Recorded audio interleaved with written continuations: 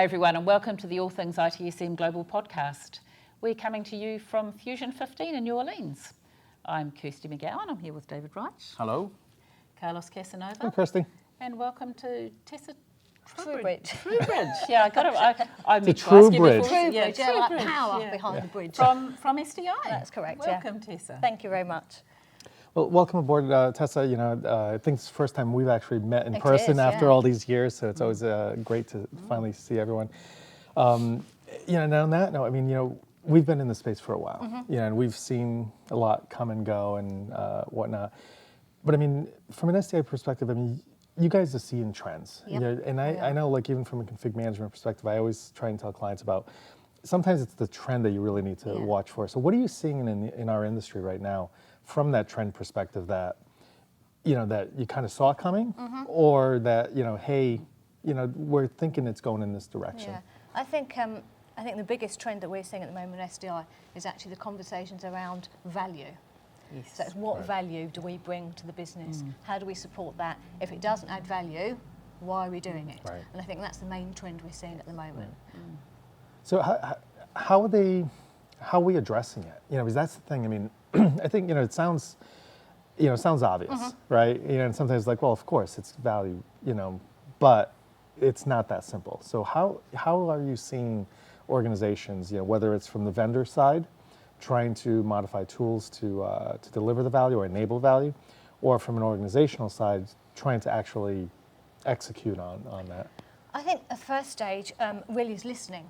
So actually what they're doing more now is actually going out to the business and making sure that what they're doing from a vendor point of view or customer point of view is actually aligned to the business strategy. And that's the first point, actually, to listen and to understand and to go out and say, actually, how can we support you better? Why would we want to do that? Because we love doing it. That's what we should be doing. We should be driving. Absolutely, we should be driving those organisations, and we should be driving those conversations with our businesses. Say, how can we support you better? Yeah. Right.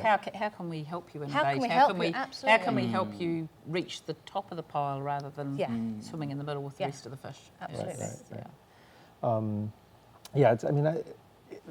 the thing. I guess that's what's frustrating is so much of this seems obvious. Yeah. It seems, we've had conversations with folks all the time. It's like, well, isn't that common sense? And that's the one thing that's not common is the common sense. Yeah. But I mean, David, you've been in this space. I mean, you see that. It's how do we start taking advantages? There's organizations like SDI that, are collecting this information. How do we better communicate it? How do we demonstrate to folks, these trends that, hey, this is what we predicted or kind of demonstrated was coming at us. This is where we are, and here's what we see coming forward. Yeah, certainly. I think in my experience as a practitioner and coming into Service Desk Institute, because I understand them, what they did, and really value the community, Service Desk community. I think a lot of that information, we're very lucky enough to have a really great community that we listen to and put that back in. For example, we've got the 2015 benchmark report is out shortly, which is really great data, really great data on organisations and what they're doing. And certainly think, I know it sounds a bit odd, but I think the Service Desk is growing up. And a lot of people have been saying that for a long time, right?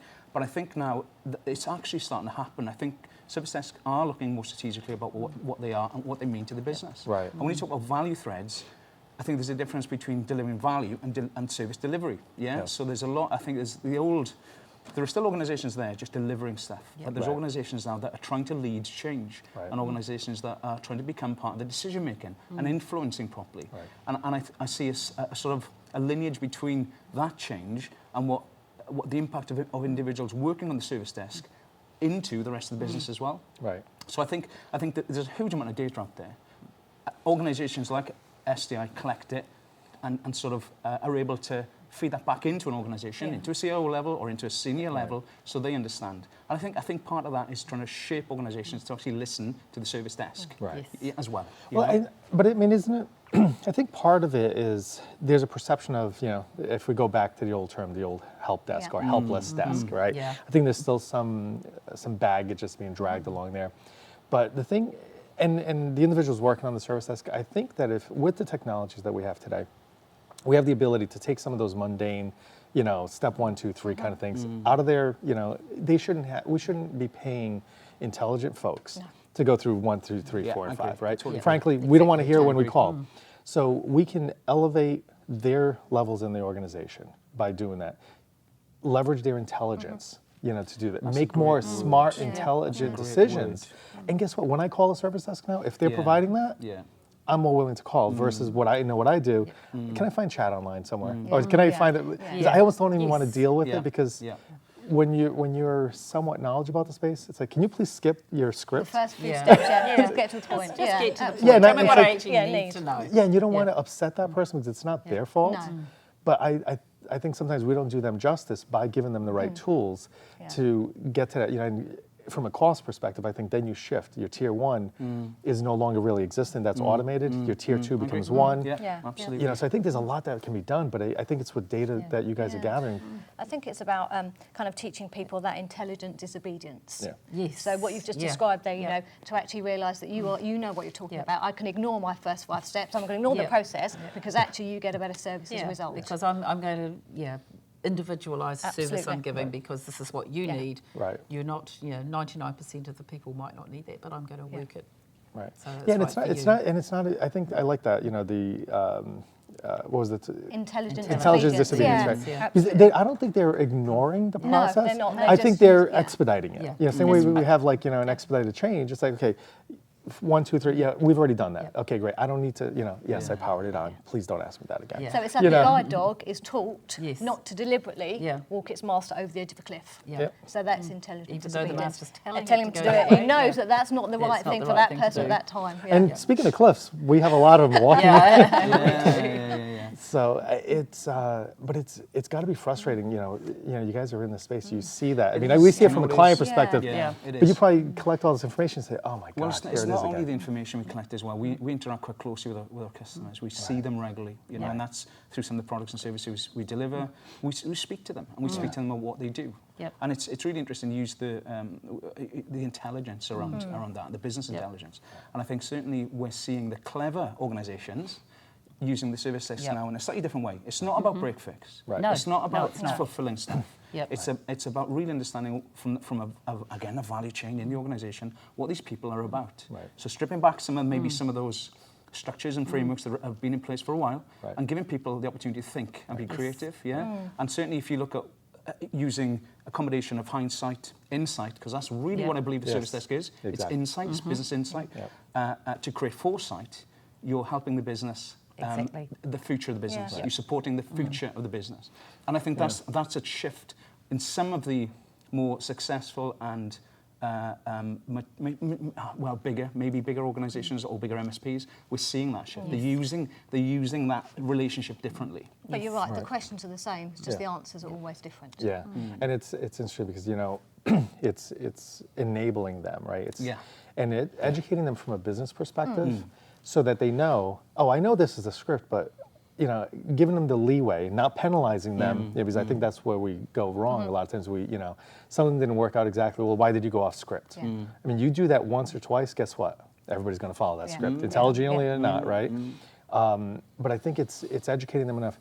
How is this going to benefit the company? What's the business outcome we're trying to achieve? Absolutely. Oh, I know what the script is, but you're really trying to do X, Y, and Z, right? Yep. Yeah, that's it. It's like, oh, hold on. Let me either get a different person or, and again, giving them that leeway of intelligence to say, okay, but we have to educate them, I think. Yeah, it's about understanding it's about understanding the business, and that's where it's about going back out and really. Yeah, getting and I don't under think we the do skin. that No. often, do we? Yeah, I mean, not often enough. No, Because not often we're enough just at all. delivering stuff. Yeah, Yeah. answer the phone, We're keep just the cues delivering down, stuff, yeah. and check it off, And this is what I've been told I have to deliver you, so that's what I'm going to deliver you.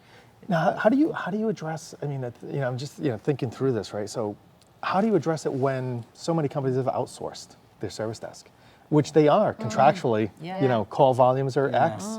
I have to answer 7 calls. We get paid by the number of calls. How do you?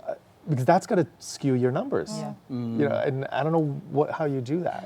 How to? It's I suppose you could look at the information and split that out. I mean, I come from an outsourced background, Right. so I'm really sort of pro the positives of outsourcing. And I think some organisations are frightened of the word, Sure. managed service providers. And certainly in occasion, and I think it's down to the organisation, I've seen a better outcome for the organisation when they've entrusted a professional organisation to deliver rather than an internal part of the organisation to try and deliver. You know, it's a Right. slightly different thing. So I think from a data perspective, you can use that data to underpin decision making in a similar way. You can understand that we've got a load of customers under one umbrella, not Right. just one, and it's a slightly different relationship. You can do that, and we've you know, again, from the benchmarking study, we've got the capability to do that as well. You know, Right. but it is slightly different proposition. Yeah, you're absolutely right. And that's on a slightly different subject. SDI. Yes. People, I mean, outside the UK, I think we sort of think, oh yeah, that's a UK organisation.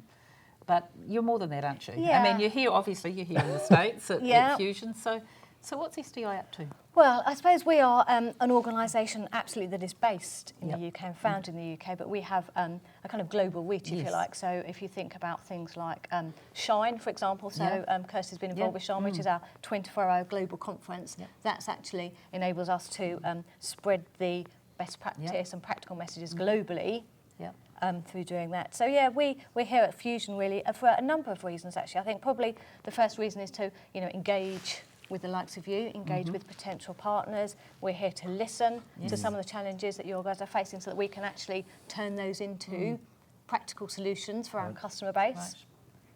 And I think the other thing is that, you know, we want to look at, you know, you have some great best practice here, some great speakers, and there's an opportunity for us as SDI to think, actually, is there anything that we could take from this? Some of the speakers that you have, we run 2 kind of physical events, so we run one in the UK and we run one in Latin America. So can we get any of those speakers and get those to those organisations, those markets? So yeah.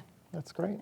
Well, Tessa, thank you so much. Pleasure. David, thank you for joining us again. It's been wonderful, especially getting that different perspective, especially with different languages. I'm the odd man out on the podium today. So, but thank you very much. Pleasure. Thanks very much, Thank you. guys. Cheers.